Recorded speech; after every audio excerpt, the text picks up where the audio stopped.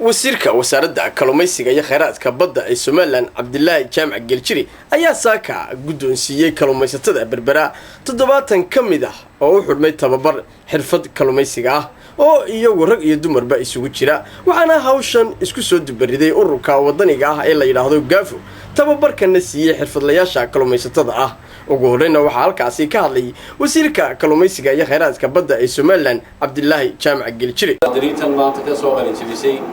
tababarkan kalluumaysiga ku saabsan ee kala duwan iyo maamulkiisa waxa kale adeegyadiisa suuqgeynta iyo la soo bixistiisa baa isugu jirta faraxsanahay muwaadiniinta maanta ka qayb galaysa inay ku soo biiraan hadday hore ugu jireenna si cilmiyeysan loogu baray sida kalluumaysiga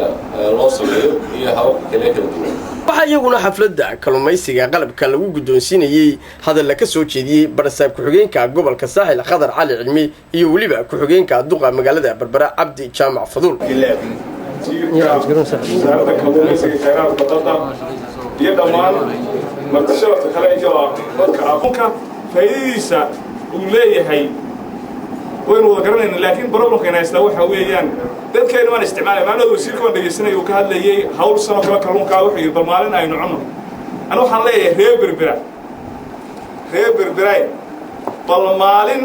aynu wax kale iska dina kalluunka aynu u sameeyno haday doonto bishii maalaha noqotay aynu raan xoolaba lama qalaya kalluunka inaan la soo baxo ma sameyn kareyno de waxa marka waa inaad sheegtaa wax hortaagan kalluunka Berberada inaynu joognay inaan qaban karin marka arrintaas waa muhiim waxa kale ay sheegaya wasiirka iyo hay'adaha ku shaqada leh Berbera waxay u baahan tahay kawaankii kalluunka haddii kawaanka kalluunka la helo waxaan filayaa wax qayb uu ka qaadanaya sida aynu tusaalaysay inuu maanta badda ku jeesano waa aynu kala soo baxno khayraadka leeyahay marka la eego waxa ilaahayna siiyay bad dheer weyn oo baaxad haddana maanta kama faa'iideysan sidoo kale waxaa iyaguna goobjoog ka ahaa madaxda hay'adii qalabkan kalluumaysatada ugu deeqday ee ION dadka reer Somaliland culays badan ku hayaan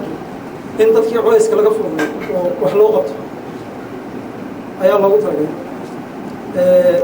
waxyaalaha rajaynayna waxa weeyaan in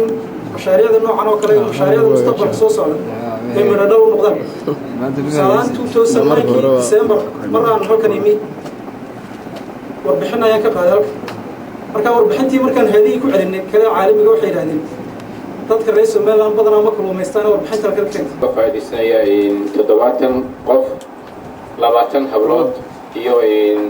konton rag waxay isugu jiraan ganacsadii hore ee ganacsan jirtay kalluumaysiga iyo hablohuna iyaguna waa ganacsato ka ganacsada laftooda kalluumaysatada mashruucan kalluumaysiga ee Berbera iyo 20 arday oo iyaguna dhalinyaro iminka ku soo biiray fiilkan kalluumaysatada oo iminka la tababaray oo aanu rajeynayo maanta inay iyaguna ka shahaadooyinka wasiirku guddoonsiin doono mana aha markii ugu horreysay ee kalluumaysatada gobolka Saaxil loo fidiyo tababar iyo waliba qalab si dhalinyarada tacabka badda ay ula soo baxaan Yaasiin Jaamac Ali Har Wanaag News magaalada Berbera